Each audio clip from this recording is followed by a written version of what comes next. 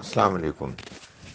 توبہ کا کوئی طریقہ نہیں بتایا گیا۔ توبہ تو اصل میں اس رویے کو کہتے ہیں کہ جس میں انسان کو اپنے کیے پہ شرمندگی ہو اور اس کے بعد وہ اللہ کی طرف رجوع کرے، اللہ سے معافی مانگے۔ وہ معافی بہت سی جو دعائیں قرآن حدیث میں ہیں ان کے ذریعے سے بھی مانگ سکتا ہے، خود اپنی زبان میں بھی مانگ سکتا ہے۔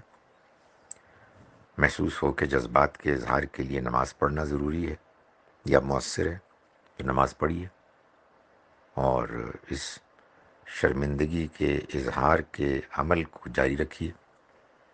اور یہی نہیں کہ صرف شرمندگی کا اظہار ہو، بلکہ اگر کسی کے ساتھ زیادتی کی ہے تو زیادتی کی تلافی بھی کی جائے، اور یہ بھرپور کوشش کی جائے کہ جو غلطی ہوئی ہے اس کو دہرایا نہ جائے۔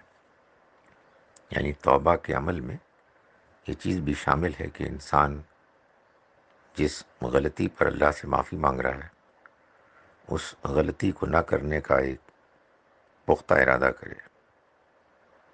وہ ارادہ اگر بعد میں ٹوٹ جائے تو پھر دوبارہ توبہ کرے اور اس برائی سے فائٹ کرے۔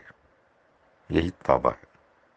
یعنی توبہ کا مطلب ہے پلٹنا، اللہ کی طرف انسان پلٹے۔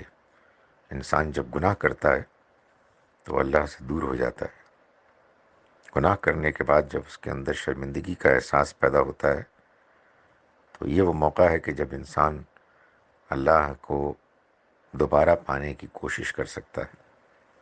اللہ کو دوبارہ پانا، اللہ کے دوبارہ قریب آنا، یہی عمل ہے توبہ کا، جس کا آغاز اس چیز سے ہوتا ہے کہ انسان اپنی شرمندگی کو اللہ کے حضور میں ظاہر کرے، اور پھر یہ کہ وہ اپنے آپ کو اس برائی سے آئندہ کے لیے بچائے۔